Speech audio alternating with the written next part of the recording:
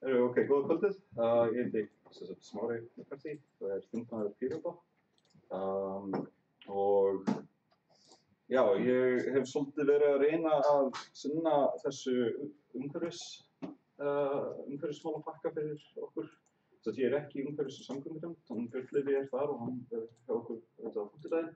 En aftur á móti ég svolítið, ég er svolítið aggressívar hugmyndir hvernig við hefum að berga plánetum okkar, ég ætla að reifa nokkrar svoleiðis eftir. En síðan ég búinn að vera basically eltast við umhverfisráðherra undanfarna mánuði og í rauninni bara telja ofan í hann sekúndunar þangað til að við lendum á 2030. Ég gef það næst komandi fimmtudag með sérstakri umræðu loftslagsmál. Þannig að, og þá verða liðin 5% af tímanum fram til 2030 frá því ég átti síðast við hann sérstaklega umræður loftslagsmál. Þannig að ég raunverulega, að vera eins leiðinlegur við hann og mögulegt vegna þess að við höfum ansi stórt vandamál fyrir höndum. En, ég ætla að segja ykkur frá þessari hugmynd. Þetta er ekki endilega endanlegur titill. Þetta er bara svona work in progress titill. En ég ákvað að prófa svona mátan í kvöld, sjá hvernig fólki lítist vel á. En þetta er svona tilraun til þess að þýða hugtakið Green New Deal sem þetta kom fram í kynningunni. Og það er auðvitað hugmynd sem er búin að ná svona einhverri fótfestu og hljóta mikla athygli aðalega fyrir tilstilli Alexandríu Ocasio-Cortez í Bandaríkjunum, en það hafa fleiri tekið upp allt frá Nóbelsverðlaunahöfum í hagfræði yfir í brjálaða sagnfræðinga eins og Rutger Bregman og hann er frábær sko, en hann er samt skapstór. En þetta er allavega svona vísir að því að reyna að taka þessa hugmynd og staðfæra hana fyrir Ísland. Vandinn við þessa hugmynd er að það veit enginn nákvæmlega hvað hún er í details. Hún er mjög illa skilgreind. Þannig að við erum svolítið að reyna að eltast við að skilgreina betur og aðlaga hana að íslensku umhverfi og þeim veruleika sem við búum við. En já, ég ætla að stökkva ofan í það. Þannig að fyrst vandamálið og lausnin. Vandamálið eru auðvitað eins og þið þekkið það að það eru 200 tegundir lífvera sem deyja út á hverjum degi. Við eigum sem betur fer cirka 6 milljón tegundir, en 200 á hverjum degi er samt 1000 sinnum meira heldur bakgrunns útdauða tíðni í náttúrunni.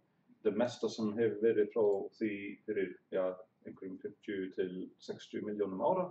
Þetta er í rauninni 7. mikli útdauða atburðurinn sem við vitum af. Og í stuttu máli þá eru börn landsins orðin frekar reið yfir þessu, sem betur fer. Og mér var hugsað til Gilgamesh-kviðu fyrir í dag. Það er atriði í Gilgamesh-kviðu þar sem Gilgamesh fer fyrir öldungana í Uruk og segir við þá, spyður á leyfi til þess að fara og fara í stríð við Humbaba, skrimslið í Setrustöðarskóginum. Og hún segir að æska heimsins þarfnast þessa stríðs, misjafnt eftir þýðingum. En þetta er greinilega stríðið sem æskan okkar þarf núna. Og ólíkt Gilgameshi þá er markmiðið ekki að höggva niður Setrustöðarskóginn heldur að bjarga honum. Þannig að við verðum svolítið að vinna hörðum höndum að því að bjarga heiminum svo að börnin okkar geti lifað af. Og þetta er bara tekið daginn. Þau segja okkur að hlusta á vísindin og benda okkur á að það er eingöngu ein jörð og við eigum ekki til aðra. Þannig að við þurfum að leysa það. Þið vitið svo sem hvað er í húfi, CO2 í heiminum fyrir vaxandi, hækkun sjávarborðs getur drekkt híbýlum misjafnt kannski allt að 60% mannkyns. Náttúrulega flestar mannverur búa annaðhvort við sjávarsíðu eða við árbakka og hækkandi sjávarmál til dæmis ef að vestur Suðurskautsflekinn myndi renna út í sjó. Það gæti hljóðið upp á 1-2 metra óljóst alveg nákvæmlega fyrir eftir alls konar aðstæðum. En það nóg til þess að valda alveg gífurlegum skaða, setja jafnvel milljarð manna á flótta undan náttúruvá. Og ef þið haldið að flóttamannavandinn vegna stríðsins í Sýrlandi hafi verið slæmur, bíðið bara. Þetta hrikalegt sem gæti gerst. Hlýnun andrúmsloftsins auðvitað farið yfir þolmörk lífríkisins, bæði vegna þess að aukið CO2 í andrúmsloftinu skapar ákveðinn þrýsting sem leiðir til súrnun sjávar og sú súrnun kemur í veg fyrir að skelfiskar til dæmis geti myndað skeljar, gerir ýmiss konar svifþörungum og annað ókleift að lifa. Og það er auðvitað neðstu hlutin af lífríki sjávar, þannig að við getum verið að horfa upp á algjörum dauða sjávarins. Og það er áður en við förum að tala aðra hluti eins og fjöldadauða fugla, fjöldadauða ýmissa tegunda. Ég hitti þetta fallega tré daginn, ég stoppaði við út í Amsterdam á leiðinni á fundi í Strasbourg og þar við með alveg rosalega fallegan garð. Þar sem meðal annars þetta tré sem eins og segir extinct in the wild. Þetta tré finnst ekki neins staðar úti í lífríki jarðar lengur. Og það eru örfá dæmi þetta tré í heiminum í dag. Þetta af cicada tegund. Þannig að, já, líffræðilegur fjölbreytileiki í stórhættu og eins og þið sjáið þá þetta auðvitað graf sem allir þekkja. Þetta hæsta magn CO2 í andrúmsloftinu fram að þessu. Hérna erum við núna, 405 prómill. Reyndar aðeins kom yfir þetta, það var nýjasta mælingin var 406, 407, eitthvað þar um bil. Þannig að þetta frekar alvarlegt. Og að tapa þessu stríði, ef það kalla það stríð, jafngildir útrýmingu alls mannkynsins. Það bara það sem í húfi. Þó svo að sé tæknilega mögulegt að einhverju lifi af, þá verður mannkynið ekki endilega samt eftir það. Þannig að við þurfum að gera allt til þess að bjarga lífríki jarðar. En ok, þið vitið þetta svo sem. Þannig að hvernig sigurum við þetta stríð? Það með því að ná netto 0 losun CO2 á heimsvísu, sem þýðir fyrir Ísland. Við erum að losa 25-30 miljón tonn af koltvísýringi á ári. Við þurfum að minnka það niður nú, netto. Þar að auki þurfum við að binda CO2 í andrúmsloftinu þangað til að það komið niður fyrir 300 ppm til þess að við hættum að sjá þetta runaway global warming eiga sér stað. En það ekki nóg, vegna þess að við verðum líka að búa þannig hlutina að hinn ýmsu tegundir í jörðinni geti byggt upp sitt vistkerfi að nýju og þannig að við höldum eins miklum líffræðilegum fjölbreytileika og þetta Í einhverjum tilfellum þá þýðir það hreinlega að taka tegundir sem eru nálægt útdauða og ala þær upp að nýju. Í einhverjum tilfellum þá ætti verið nóg að reyna bara að setja smá verndarlíf yfir þau dýr sem eftir eru. Og síðan til þess að við tökum líka mannlegu hliðina á þessu, þá þurfum við að leita sér einhvers konar jafnvægi og sjálfbærni í okkar samfélagi. Og það svo sem kannski aðalfókusin hérna, en höfum í huga að það ekkert jafnvægi í samfélagi sem ekki til. Þannig að við verðum að viðhalda samfélaginu með einhverju móti. En lífsgæðin, það auðvitað það sem að fólk bendir alltaf á, fullorðna fólkið sérstaklega hefur miklar áhyggjur á þessu, þó börnin séu kannski aðeins róttækari. En það alveg vitamál að lífsgæðin munu skerðast. En þau munu samt, ef við tökumst á við vandann, þá munu þau ekki skerðast jafn mikið ef við tökumst ekki á við. Það bara mjög einfalt. Einhverjir efasemdamenn eru ennþá til staðar. Ok. Bara gott mál, en þeirra reikniregla ætti samt að vera svo ef þetta ekki vandamál og við hreinsum samt til í umhverfinu, minnkum svifryksmengun þannig að það verði ekki alltaf gult yfir öllu, bætum líffræðilegan fjölbreytileika þannig að það verði meira grænt og meira fallegt. Erum við virkilega að tapa einhverju á því? Versus ef þeir reynast að hafa rangt fyrir okkur, hafa rangt fyrir sér öll heldur, og við bröðumst ekki við hversu slæmt gæti það orðið. Þannig að jafnvel efasemdarmenn ættu að geta fallist á þetta plan vegna þess að það leiðir af sér bara hreinna og fallegra samfélag. Þannig að sinni spurningin, getum við endurskilgreint lífsgæði með einhverju móti? Við höfum svolítið haft þá tilhneigingu að skilgreina lífsgæði okkar eftir því hversu oft við komumst í búðarferðir til Glasgow eða hversu margar vinnustundir við vinnum einhvern veginn og hvort við séum með Netflix. Ég hef ekkert á móti búðarferðum til Glasgow, reynda. En ég hef ekkert á móti ferðalögum. Mér finnst dásamlegt að ferðast, það er besta sem ég geri. En við verðum að finna leiðir til að láta það ganga upp gagnvart náttúrunni. Og ekkert á móti Netflix, en við þurfum bara að endurhugsa þetta konsept lífsgæði, kannski minnka neysluhyggjuna, ímyndarkapphlaupinu, kannski vera með vera sátt við færri followers á Instagram eða eitthvað og minnka hraðan og stress í samfélaginu okkar. En þetta er ekki allir alveg sammála en hins vegar fólk að tala meira og meira fyrir því að vinna minna, lifa hægar, nýta tíman betur, vera meira með fjölskyldunni, draga úr hamagangnum, en kerfið, lagakerfið og bara það hvernig samfélagsgerðin alltaf að vinna gegn okkur. Þannig að kannski getum við lagað það eitthvað í leiðinni. Þannig að jafnvægið einhver sjálfbærni og við þurfum að átta okkur svolítið á því að það að laga loftslagið ekki lengur spurning að hætta bara að menga. Vegna þess að skaðinn orðinn það mikill að þetta orðið iðnaðarverkefni, þetta næstu í geoengineering verkefni, ég veit ekki hvað maður á að kalla það, jarðverkfræði eða eitthvað, en það orðið iðnaðarverkefni í það minnsta að draga, ná tilbaka þeim skemmdum sem við höfum átt og valdið. Og það að byggja græna orkugjafa sem dæmi líka iðnaðarverkefni. Og við vitum það líka að uppbygging af hvaða tegund sem hvort sem það að byggja sólarpanela eða byggja einhvers konar apparat sem kemur í staðinn fyrir einhverju verksmiðju sem spúa út einhverjum úrgangi, það hefur jákvæð efnahagsleg áhrif. Við viljum kannski ekki endilega festast mikið í spurningum hagvöxt, en ég ætla að koma inn á það á eftir. En það mikilvægt að athuga að Ísland hefur aldrei haft iðnaðarstefnu. Það að segja það svona eins og talað út í heimi og í fræðunum. Það voru gerðar tilraunir nokkur sinnum, 1980, 1981, en í rauninni við höfum alltaf haft stóriðjustefnu og hún hefur alltaf verið óskrifuð.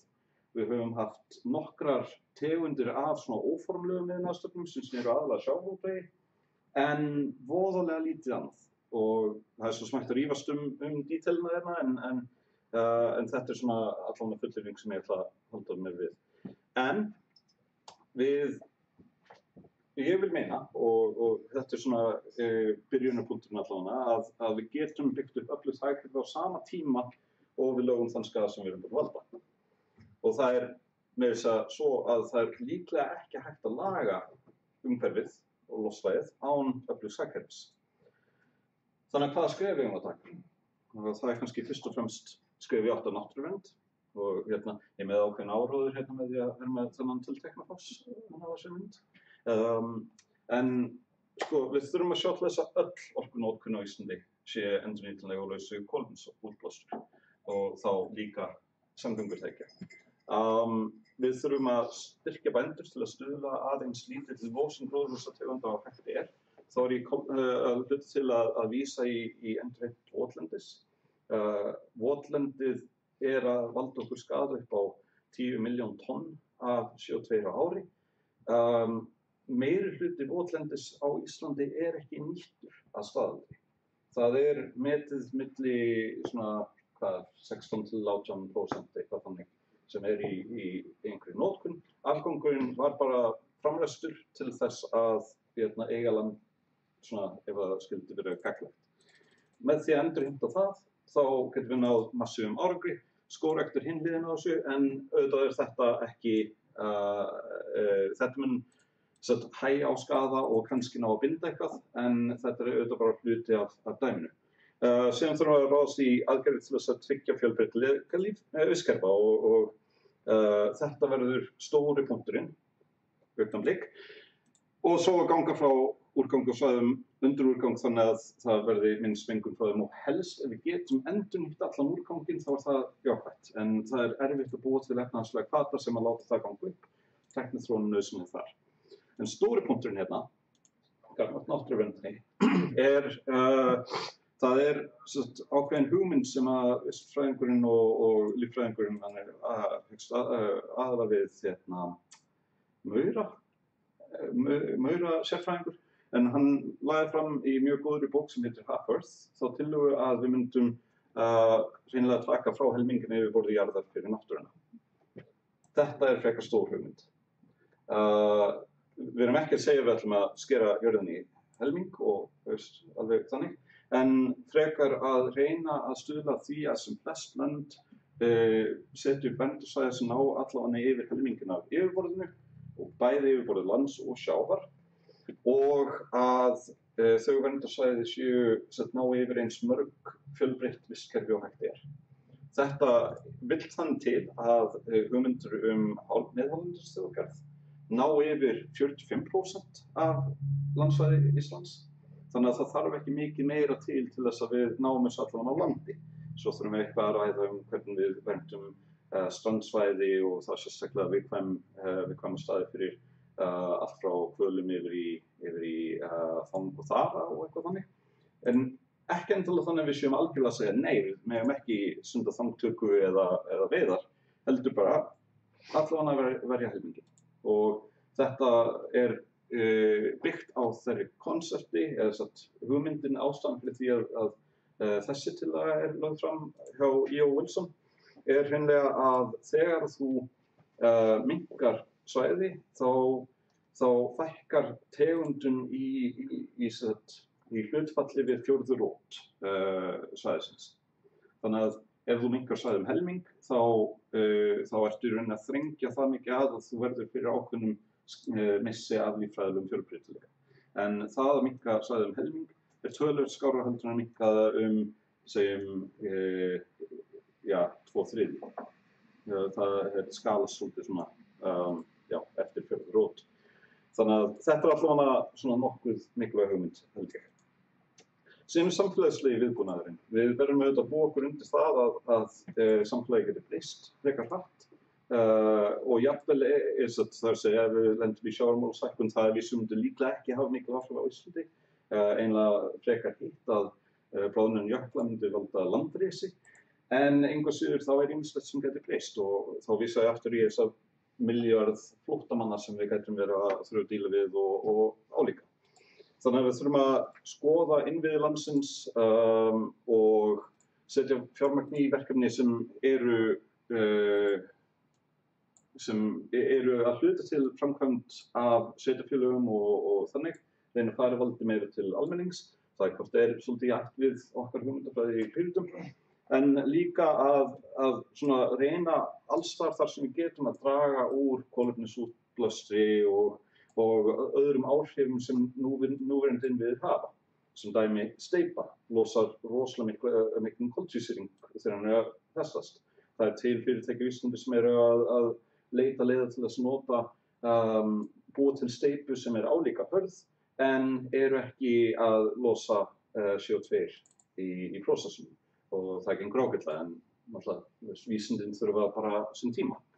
Við þurfum endurbæta og snjallvæða rafdreifikerfi eftir fremsta megni og þetta punktur sem á kannski meira við erlendis vegna þess að okkar dreifikerfi ansi gott á köflum en endurbætur nauðsynlegar vegna þess að til dæmis Akureyri, Reykjanes eru undir ákveðnum þrengingum og ef við snjallvæðum það meira mæli þar að segja að búum til einhvers konar tölvukerfi til þess að dreifa álagi betur og þannig gæti haft jákvæð áhrif. Og svo, þið svo sem getur lesið, ég ætla að reyna að drífa þetta áfram. En í grunninn reyna að laga samfélagið að þörfum samfélagsins sem svolítið biluð pæling ef maður pælir í að allavega í mínum huga þá samfélagið núna lagað svolítið að þörfum fyrirtækja, auðmanna, svona kannski ekki endilega svona fólks út í bæ að jafnaði. Þannig að kannski getum við gert betur þar. Síðan græni iðnaðurinn, vegna þess að það ekki nóg að binda koltvísýring og allt það, heldur þurfum við líka að reyna að búa til hvata til þess að hætta losun gróðurhúsalofttegunda. Og það nokkrir punktar þar. Hreinlega að stuðla að því að fleiri fyrirtæki verða til sem að vinna beinlínis að lausn loftslagsvanda. Og ég held að mikilvægi punkturinn þar að Ísland hefur helviti margt fram að færa sem gæti nýst á heimsvísu. Okkar hugsun ágætlega langt að leið komin í ýmsum hlutum en við þurfum að kannski reyna að stuðla að frekari útflutning á þeim hugmyndum.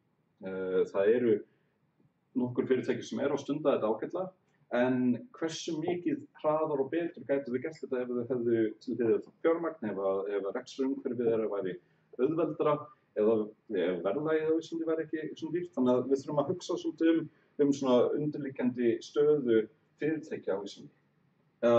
Síðan þurfum við að reyna að bæta rannsóknir og einlega bara gefa meira í. Hjálpa öllum háskólunum, sérfræðingum, rannsóknaraðilum, þeim sem eru í nýsköpunarhliðinni að geta gert meira með það sem þau hafa. Og auðvitað líka að eftir fremstu megni að geta séð, hérna einhver leið til að fást við mengunina, einhverju tegundmengunar sem við höfum ekki haft tök á að laga áður og stökkva á það og finna lausnir og innleiða þær eins og hægt sem gæti stundum verið slæm hugmynd en við þurfum auðvitað að geta treyst sérfræðingum fyrir því að fara rétta leiðir. Og þannig að við þurfum að hugsa að reyna að láta hagkerfið okkar vinna með náttúrunni en ekki gegn náttúrunni og þarna í bak myndin að mér finnst ágætis dæmi hvernig við getum gert það. Ég kannski fer ekki beint í það. Og svo auðvitað græna hagkerfið. Það hefur verið fjallað mikið að búa til grænt hagkerfi en afskaplega svona erfitt að negla niður nákvæmlega hvað það Ég ætla bara að fullyrða að nýklassísk hagfræði ógn við sjálfbærni. Þú getur ekki haft hagkerfi þar sem grunnlíkanið alltaf að hámarka gróða og hámarka arðsemi fjárfestinga án þess að það hreinlega grafi undan getunni til þess að hafa stöðuleikan í hagkerfinu. Og til þess að vísa örlítið í Piketty þá þessi tvö ástund sem hægt að hafa þar sem að arðsemi fjárfestinga stærri heldur en hagvöxtur. Það virðist vera að þannig umhverfi ýti undir verri hegðun gagnvart umhverfinu heldur en hitt. Þannig að og bara sem dæmi þá í dag á Íslandi þá búum við svolítið við þetta og það þýðir að til dæmis það fullt af fólki til í að setja peningana sína í einhverja sjóði og bara lifa á arðsemi þess. Það mjög fáir sem til í að taka sömu peninga og fjárfesta í nýsköpun sem gæti leitt af sér fyrirtæki sem geti kannski leyst loftslagsvanda með einhverju móti vegna þess að það eru nánast engar líkur á því að arðsemin af því verði meiri heldur en arðsemin af því að setja stöffi bara inn á einhverja index tracking sjóði. Og þannig að við þurfum svolítið að nota nýju verkfærin sem við eigum til og það svona ein af línunum sem hefur komið og orðið svolítið hávær að háir jaðarskattar á ofsagróða geta stuðlað að því að keyra hagkerfið yfir í GR-stærri umhverfi.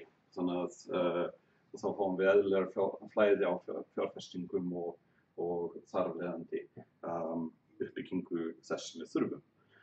Þannig að hreinlega markmiðið ætti þá að vera að stuðla að jöfnuði til þess að allir geti notið góðs af bættu umhverfi. Og síðan síðasti punkturinn alþjóðleg samvinna. Vegna þess að Ísland pínu lítið í þessu samhengi. Við erum með okkar 25-30 miljón tonna koldíoxíð á ári sem nánast ekki nýtt í stóra samhengi.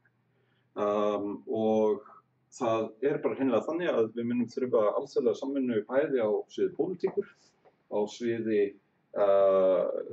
fyrirtækja alþjóðaviðskipta og í vísindasamfélaginu og þekkingarmiðlun til þess að allt saman gangi upp.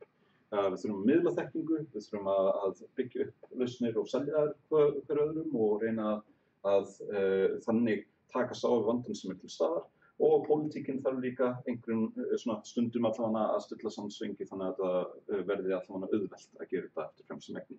Og í því skyni þá höfum við núna bara síðustu dag var ég í samskipti við aðstoðarmann í bandaríska þinginu sem hefur verið að vinna í þessum málum. Og við erum svona að reyna smám saman að ná til og tengjast þeim sem eru að hugsa á þessa leið annars staðar í heiminum til þess að búa til einhver vettvang þar sem við getum stillt saman strengi. En ég vil meina að íslensk fyrirtæki og íslensk stjórnvöld eiga að geta verið fremst í flokki við að leysa þetta vandamál. Og ég vil líka meina að það land heims sem leysir sitt vandamál í sínu landi fyrst allra landa, mun fá first mover advantage upp á einhverju 20% gagnvart því að leysa vandamáli annars staðar í heiminum. Og þeir 20% eru bara hreinlega gríðarlegu gróði sem að hver sem getur stokkið á ef hann er fyrstur til. Þannig að af hverju andskotnum mættum við ekki vera fyrst til. Þannig að alþjóðleg vandamál krefjast alþjóðlega lausna. Right? Þannig að fyrsta skrefið, hvað ætli fyrsta skrefið sé? Það þetta. Við erum með tillögu til þingslyktunar grænan sáttmála í vinnslu. Eiki búinn að vera að hamast í því núna síðustu vikurnar. Meðal annars að þýða tillögu sem hefur verið lögð fram á Bandaríkjaþingi og svo erum við svona að reyna staðfæruna og allt það. Og allt þetta sem ég búinn að sýna ykkur í rauninni í tillögunni. Þannig að við erum ekki alveg komin á þann stað að geta lagt þetta fram, en vonin að við getum fengið eins mikinn stuðning í þinginu við þetta og hægt vonandi fengi einhverju góða tillögur frá ykkur. Ég veit að það ekki allt sem ég er búinn að segja sem allir eru sammála og auðvitað ef þið eru með góða tillögur þá hægt að bæta því við. En vonin að við fáum sem flest á þingi með okkur í þessu og að vinnan fari svo fram. Í rauninni við ætlum að fela framtíðarnefnd forsætisráðherra að móta tillögur og koma með frumvörp sem að því að leysa öll þessi vandamál sem þarf að leysa. Og það vill þannig til að ég er formaður framtíðarnefndarinnar. Þannig að í rauninni með þessu tillögu erum við að fá alþingi til þess að í sínu valdi fela mér að vinna meira. Sem er kannski slæm hugmynd þegar upp eru staðið en allavega þetta miðað við það hvað framtíðarnefndin þá, og það er ákveðin tilraun sem við erum að reyna að þróa áfram, þá held ég að þetta gæti orðið réttur vettvangur fyrir svona pælingar. Og þá erum við líka búin að búa til ákveðin feedback-lúpu þar sem að þingið setur grófar hugmyndir inn og framtíðarnefndin spýtur þá út nákvæmari tillögum að því nákvæmlega hvernig á að leysa vandamálin. Þannig að þetta er eitthvað sem að aftur þetta eru drög, ég setti drög í stórum stöðum vegna þess að þetta gæti allt saman breyst. En allavega þetta er hugmyndin í bili og ég læt þar staðar numið. Þannig að, já, takk.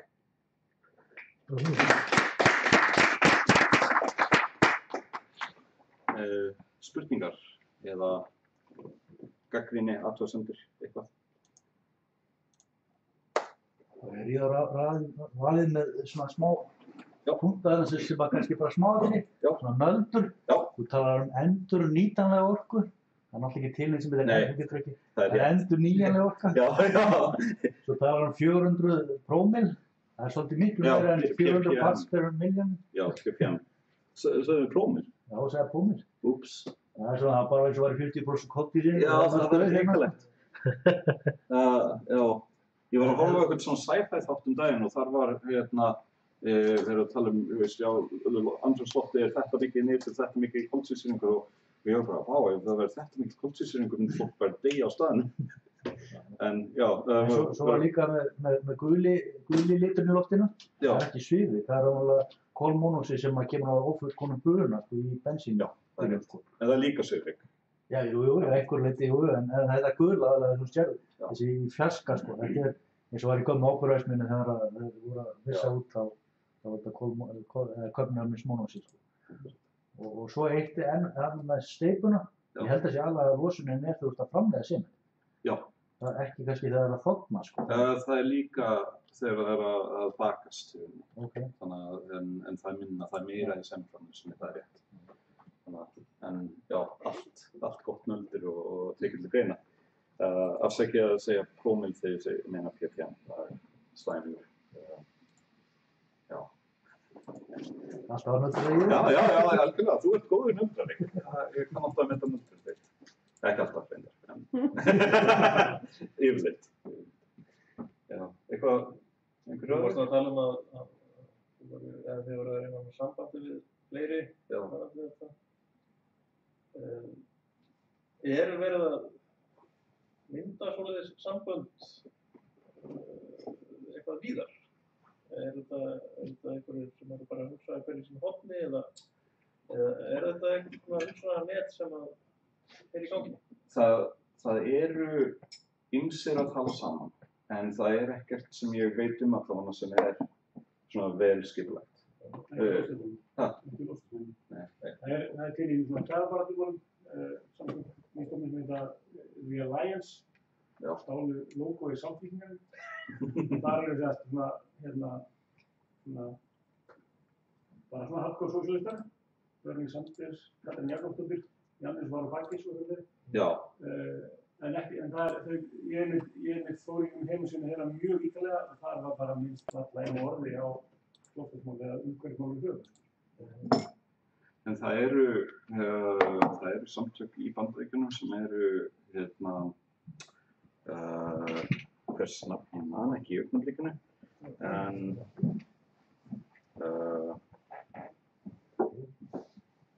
kannski ég með þetta. Nei, allavega það eru samtök sem eru búin að vera að setja út svona leslista bara ef þú vilt vera svona up to date á nýjustu hugmyndunum í hagfræði, loftslagsmálum og hvernig þetta tengist, þá lesið þessi bækur. Og þessi hópur er mjög nátengdur til dæmis Alexandria Ocasio-Cortez og Paul Krugman einhverjum þetta vegna. En það er sem sagt einhverjir svona reyna að stilla saman svengja allavega í svona þriðja geiranum, en það hefur ekki orðið til nægilega mikil svona pólitísk samstaða.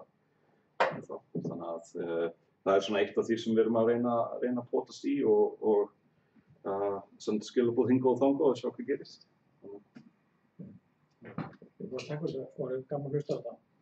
Það er svo sannlega þörf að byrja þessu umræðu að hefði eitthvað svona umræðu sáttmála hvernig maður nálgast þetta. Það var kannski þess að bæta þess inn í þetta kannski svona mínu pælingum í þetta. Þetta er allt bara flott og bara vel gert þau. Ég held að það væri sterk leikur að tengja þetta við heimsmarkmið Sameinuðu þjóðanna. Já. Eins og við segjum það þetta er bara einn blámynda sko, það er svakalega stutt tími og við verðum að tengja þetta með þessi svolítið í takt. Þetta eru flott heimsmarkmið þarna, tengjast loftslagsmálum.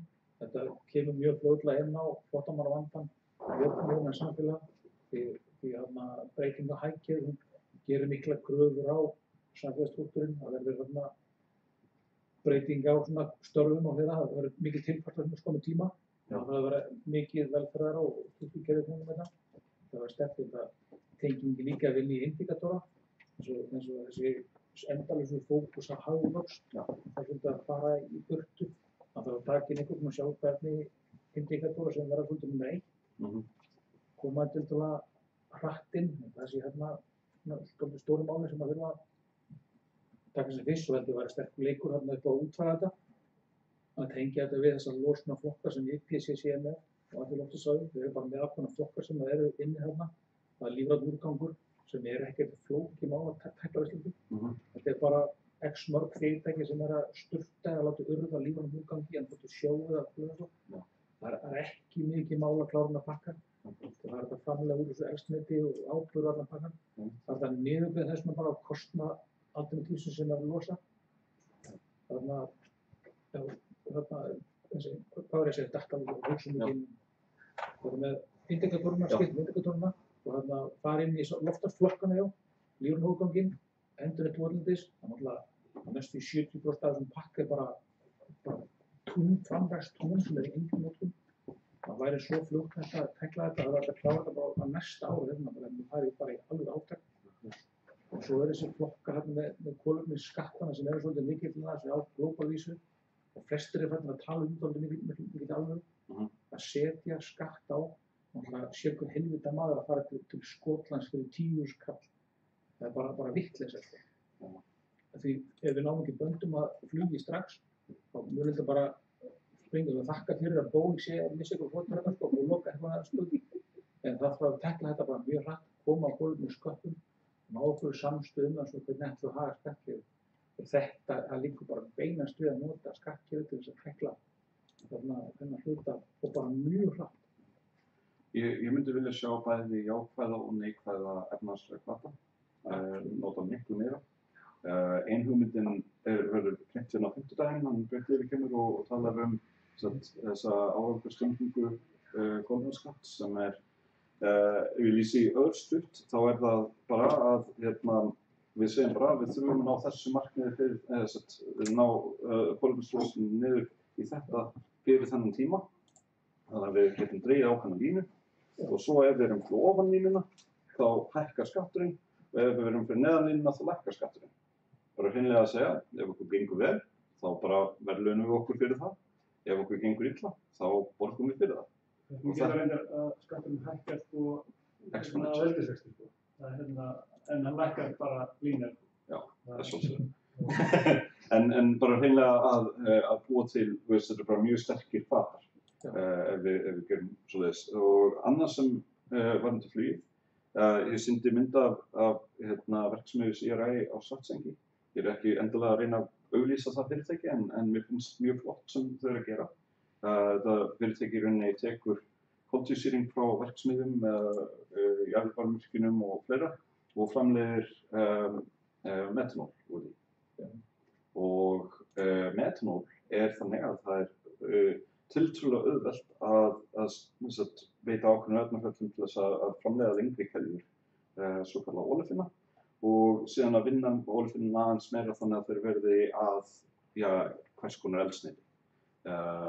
Og það hægt til dæmis að Virgin Atlantic prófaði nýlega að fljúga flugvél frá Flórida til Bretlands sem keyrði mestmegnis á framleiddri eldsneyti. Þetta ekki lífdísil eða eitthvað þannig að lífrænu, þar sem tekin plöntur.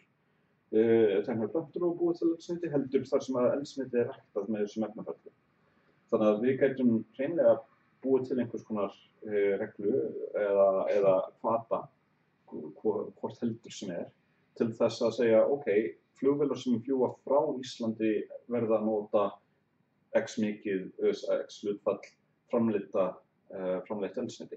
Það vill þannig til að framleitt eldsneyti hreinna heldur en eldsneyti sem tekið úr jörðinni og hreinsað. Þannig að vélarnar ná meiri nýtni, þetta rosalega spes. En vandinn að það þarf töluvert mikla fjárfestingu til þess að fara að geta búið til þetta eldsneyti. Og ég vissum að þú hefur Ég var að fá að koma frá þetta því sko það sem flugfélögin óttast mest í dag, þau bara fólk farið að vera svo smeygt við það skamma sín hreinlega fyrir að fljúga. Þetta hrikaleg losun. Ég meina það sem flugfélögin óttast mest að fólk bara hægt að fljúga. Það algjör bömmur fyrir flugfélögin og flugbransan allan sko. Þannig að þau eru að reyna að segja, ok, hvernig getum við fengið fólk til að hafa góða saman sko. Við búum til eldsneyti sem umhverfisvænt. En til þess að búa til 1 lítra af þessari flugvélabensíni sem þarftu jafn mikið rafmagn og þú þarft að nota einhvers staðar annars staðar í staðins að framleiða rafmagn sem losar sko 2-3 lítrar af bensíni eða olíu eða jarðefnaolíu og losar þannig meira. Þannig að við erum á einni jörð og ef þú ert sko að bara færa til íta sko, við erum góð, við brennum hérna umhverfisvænt eldsneyti en alltaf hérna í Afríku sko, þá bara brennum við meira í staðinn. Skilur, það ekki gott mál sko. Nei. Það sko ef við erum bara hægt að nota eldsneyti sko úr jörðu. Við erum ekki að bæta henni við notum bara allt sólarorku og vind og allt þetta. Þá getum við fara að gera þetta. En það samt miklu betra ef við getum sko sleppt í þess að fyrst alveg er þetta aldrei fullkominn bruni, það önnur ýmiss konar gös sem hættuleg sem kom út úr þessu og þetta léleg nýtni. Og núna eru flugfélagið, ég segi flugvélaframleiðendur, Siemens og Rolls-Royce og Airbus með verkefni að fara að búa til fyrsta hýbrid þotuna, sem einn hreyfill svona rafknúinn og þá getur við til að nota ál og 1 kíló af áli 13 kílóstundir sem bara svipað og myndir fá út úr bensínlítranum effektíft mekanísk orku. Og álreynda það losar CO2 með því að þú ert að nota kolaskaut, en nú eru menn að þróa óbrennanleg skaut, við erum að gera nýsköpunarstöð og fleira. Það mjög gott. Já, og þá getum við bara endurnýtt, það bara kemur súrál, þú setur áli inn í vélina, afvoksar það er rafmagn í hreyflana, svo tekur þú súrálið og setur aftur í vessinu. Þá bara getur verið sólarorka eða vindorka eða vatnsafl til að framkoma. Þetta miklu betri leið. Best náttúrulega bara að fara aftur upp í Hindenburg, Sekkelíf, sem er miklu orku sparnir. Eða lúk. Ég vil bara nefna með þetta ef að væri hægt að búa til svona flugvélaeldsneyti og ef að flugvélafyrirtæki getur þá kannski fengið vottunum að þetta græna þetta framleidda bensín sé framleitt með grænni orku, þá getur þið kannski selt flugmenni sína að votta græna. Já, það eins og ég segi, það var bara einhver stað annar stað. Nei, ég er að segja ef að bensinni framleitt með bara grænni orku. Meðan einhver að brenna olíu í heiminum, jarðefnaolíu, þá þarftu bara í staðinn fyrir það orku sem það fer meiri raforka í að búa til þetta svona bensín, hvort sem hún komin frá sólarorku eða hvað sem heldur en það að brenna bara olíunni beint. Þú fari ekki nema 13 kílóstundir mekaniska úr lítranum olíu, en þú getur þarft 20 eitthvað til þess að búa til lítranum. Já, en ég held að allir gerir sér grein fyrir því að það ekki hægt að reiða sig á einhverja eina lausn sem henni ná yfir allt. Lönd á aðeins sólríkari stöðum eru smám saman að færa sig nær sólarorku og vera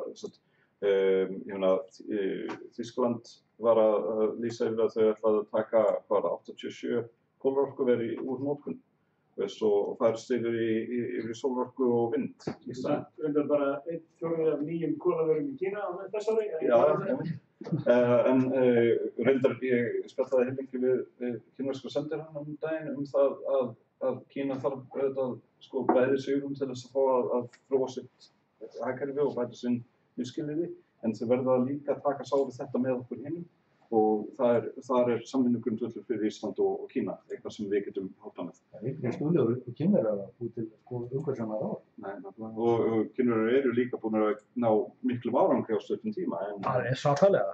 En pointið við erum öll í þessu saman eins og segir. Mér finnst það að rækta eldsneyti eins og við gerum á Íslandi. Í Íslandi erum við hvort jarðvarmavirkjanir eru að dæla CO2 út í umhverfið. Ef við getum hætt því og framleitt eldsneyti úr því og nota það bæði á bíla og annað og meðan við erum að færa sig yfir rafbílavæðingu, rafbílavæðinguna og að sama skapi, það er alveg gríðarlegt magn flugvirkja á Íslandi, gríðarleg þekking á flugi.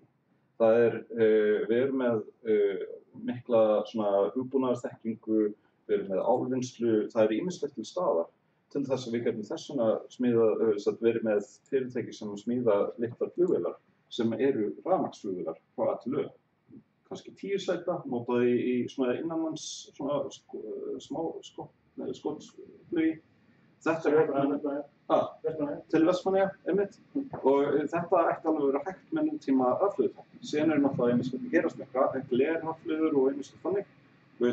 Þetta er alltaf að koma, en við þurfum auðvitað að bara stuðla að því að hagkerfið þróist í þessa átt.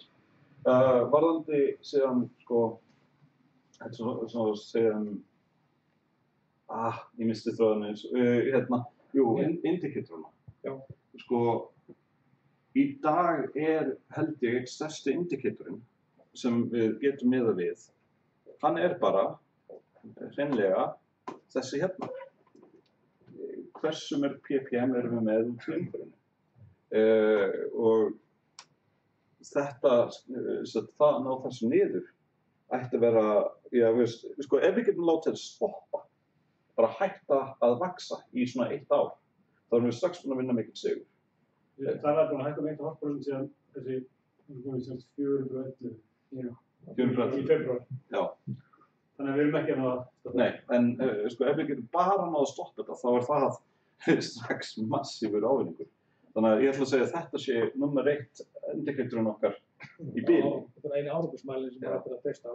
En síðan hitt að hagvöxtur sem mælikvarði, þetta sko eina sem hagvöxtur mælir breytingar á peningamagni í umferð. Ja, ekki eina, en það langstærsti effekturinn á hagvöxt. Já, ég vil bara spyrja, þurfum við ekki líka að setja massíft átak í að endurrækta alla gróður sem búin að deyja út senustu 10 ára. Þú veist bara prósentan af biomass á jörðinni búin að hríðfalla núna á 50 árum. Bara, þú veist, magn á skógum bara búin að minnka helming ef ekki meira á allri plánetu. Það bara hægt að sjá bara loftsmyndir af bara Bandaríkjunum síðan 1940 og núna þetta bara svart og hvítt. Enda ég veit ekki hvernig við lögum þetta nógu hratt til þess að laga það sem en það alveg ljóst í mínum huga að það að vera með fólk sem að trúir ekki þessum vandamálum við stjórn í heiminum valda miklu skaða.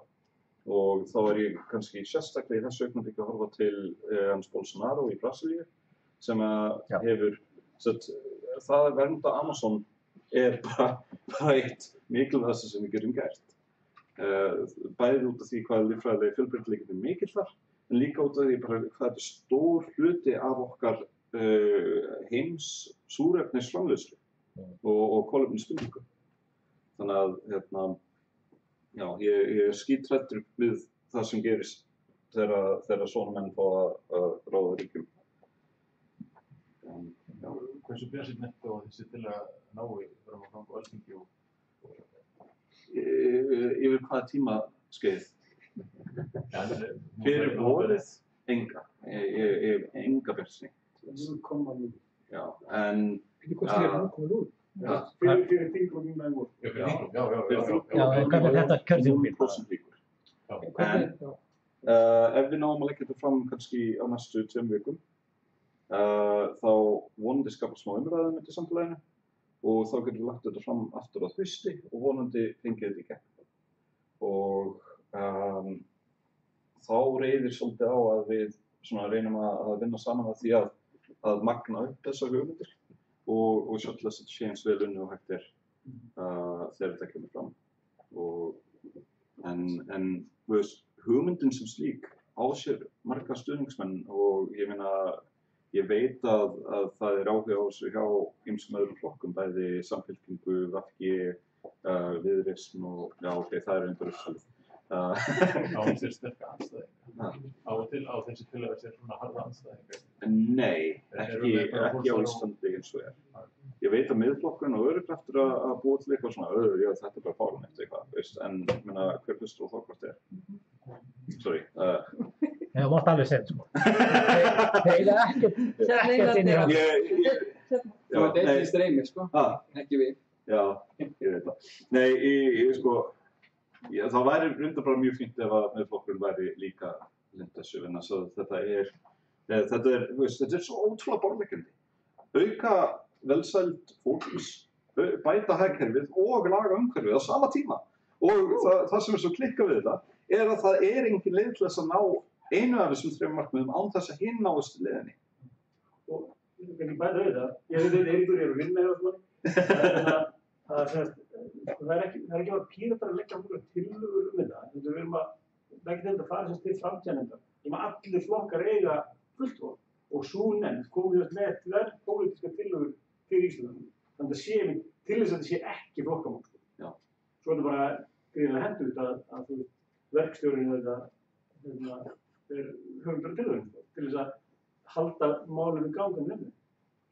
Og til þess að þessi nefnd gera eitthvað gagn Já. í framtíðinni með því að Ég vil samt meina að framtíðarnefndin svo far alveg að gera það náttúrulega tilraun. Ég ætla ekki að fara of mikið út í þær pælingar núna en sú tilraun sem framtíðarnefnd ég held að hún sé svona smá saman að sanna sig og ég vona það allavega, ég vona að þetta falli ekki flatt einhvern veginn en við erum allavega að reyna að vinna að því að það sem kemur frá okkur verði gagnlegt. Má ég spyrja að það er svona einfalt hérlendis að endurheimta votlendi? Af hverju er það ekki gert? Við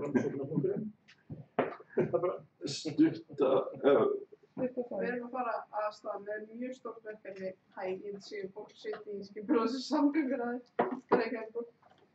Við erum að fara að stað núna með mjög stórt verkefni í Úlfarsárdal.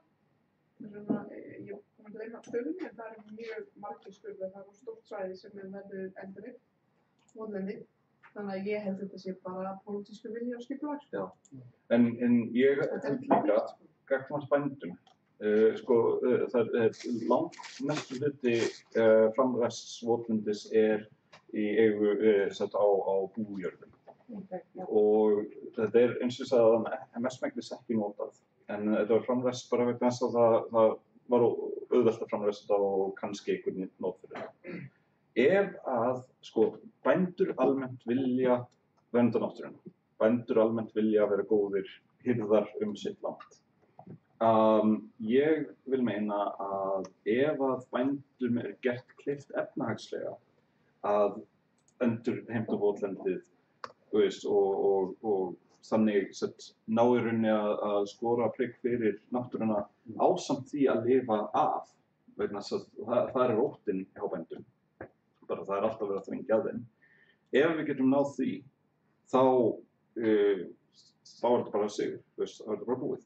Það vill þannig til, og ég talaði, við sagðum í það þessi MMT og svoleiðis. Það vill þannig til að ríkið getur hreinlega búið til eins mikið peningum og það vill. Eina takmarkunin þegar ríkið eyðir fullt af peningum út í hagkerfið. Ríkið býr til peninga, setur út í hagkerfið og hagkerfið tekur við þeim og gerir eitthvað við það. Vegna þess að það er einhvers konar kaupmáttur. Ef að ríkið setur of mikla peninga, þá verður verðbólga og allt verður dýrara. En tilgangur skattkerfisins er ekki að fjármagna ríkissjóð eins og menn vilja stundum meina og tala stundum að það séu skattgreiðendur sem borga fyrir skóla og vegi. Heldur tilgangur skatta og afnara gjalda að taka peninga úr umferð og tortíma. Og auðvitað lítur þetta út eins og balansbáðu megin jöfnunar. En leiðan maður byrjar að hugsa þetta svona, þá er hægt að segja, já, ríkið gæti borga bændum fyrir að endurheimta votlendi, alveg eins og þeim sýnist. Og einu sem það kostar annaðhvort þurfa aðlega skattkerfið til þess að sökkva meira af þessum peningum úr hagkerfinu, eða þá að verðbólgan hækki.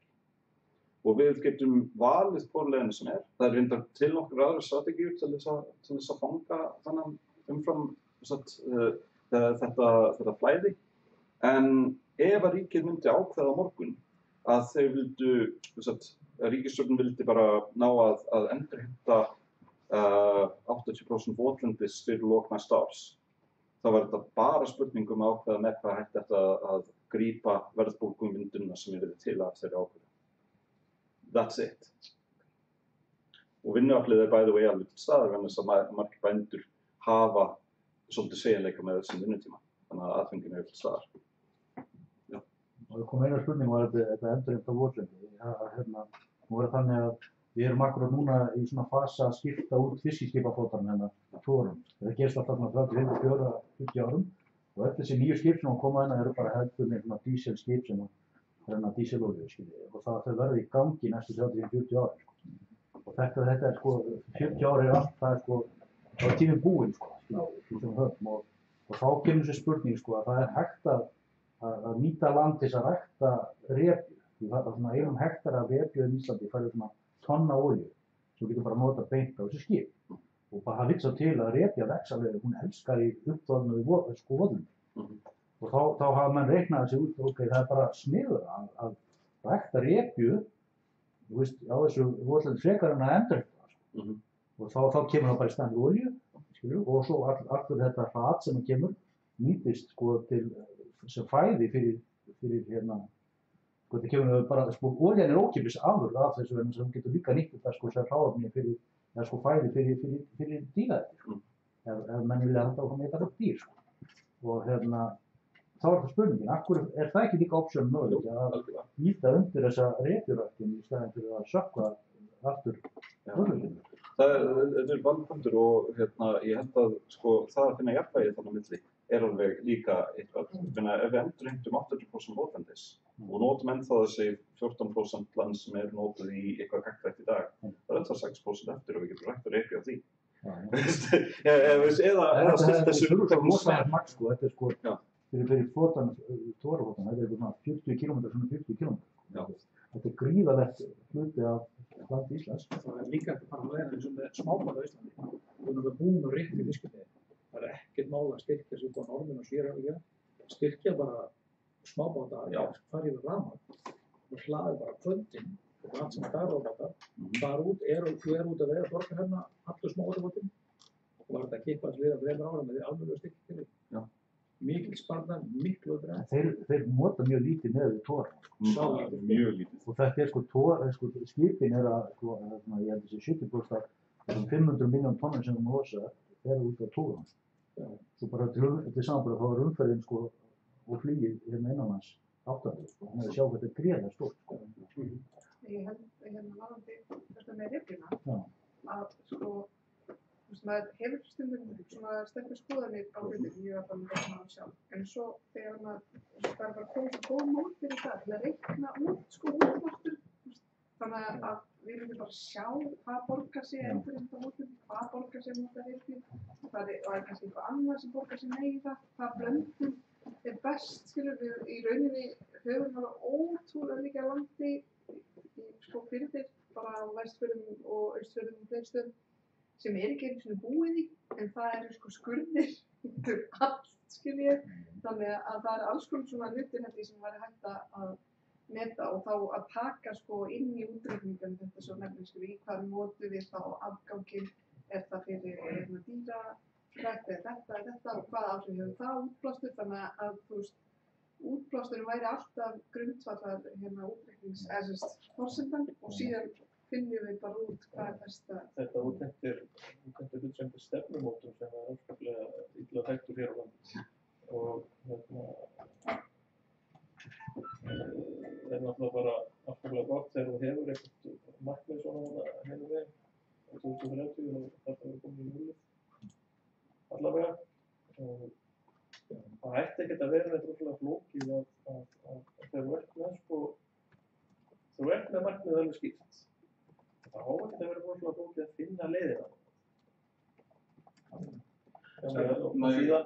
Síðan með þetta, síðan með framvægst úrlendi, að ef þið farið bara til dæmis inn á mapp.is og zoomið bara inn á til dæmis Mýrarnar, Suðurland sem til lendið og bara skoðið það, gefið það bara bókið 20 að skoða þessar ákomur loftmyndir sem allir Íslandingar hafa aðgangað.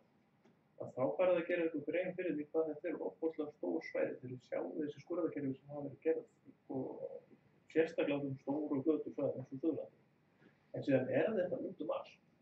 Og eins og Sigurður var að segja að allir eyði fyrir þeirra á landinu, þeir fyrir skurðvegar alls staðar vegna þess að þeir voru ekki eyði fyrir 50-60 árum síðan þegar þeir voru að grafa það. Þannig að ég held að það sé afskaplega auðvelt í rauninni að samþætta þetta allt saman og vinna á þessu mörgum vígstöðum. Það er endurheimt alveg gríðarlega mikið af mótleðum, en það er samt sem að líka til alveg gríðarlega mikið af landi sem er hægt að nota til ræktunar. Það er alltaf Sandar sem þetta ræktur líka? Síðan það náttúrulega það, fyrst þú minnist á Sandar, að þeir náttúrulega eru kannski ekki það stabilasta í heimi því að þessi stóri sandur sem eru að grófa núna, einn fyrir ofan hann er eldfjall og er byrjað að ræskja sig sko, þannig að drömbarnir sem hafa verið að finnast í þessum sandum eru kannski 2300 ára gamli, það er alveg þessi skóri, þeir geta alveg gótt þessum öðrum, þannig að það er kannski ekki mjög stabilt, en hins vegar sýnir það mann þetta að þessi svokölluðu eyðisandar sem að aftur þekja gríðarlega mikið af landinu, bæði á láglendi og hálendi, að þeir eru ekkert eins dauðir og dauðadæmdir til eilífðar og fólki var haldið. Þarna á Skeiðarársandi erum við að sjá stærsta birkiskóg landsins vera að gróa bara núna, það svíspíl. Og síðan eitt sem að gleymist í þessu líka, að allur það gróður, allur það jarður sem við sjáum á landinu í dag og við vitum að hefur verið á landinu í dag. Þetta allt orðið til á 40.000 árum, vegna þess að þegar að ísöldlaug, að þá stóð ekki steinn upp úr, eða sem á meðan ísöld var hérna, að þá stóð bara steinn upp úr, þar sem að landið er hérna. Og þetta gleymist býsna oft. Það allt sem við sjáum, allur gróður, allur jarður, og þetta myndast á 10.000 árum. Þannig að þetta gerist tilbúinlega hratt.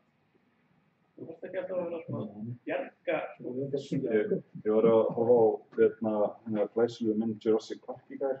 Með var að elda á eitthvað og náttúrulega þessi frábæra lína Life will find a way. Sem, veist, lífið er helviti lífsveikt. Ja. En bara út af því þetta er komið svolítið í skall, þá ætla ég bara að fá að bara þakka fyrir áheyrnina og svo bara getum við spjallað og þá getum við kannski líka endað streymið, held ég að sé alveg í lagi, það ekki? Þannig bara takk.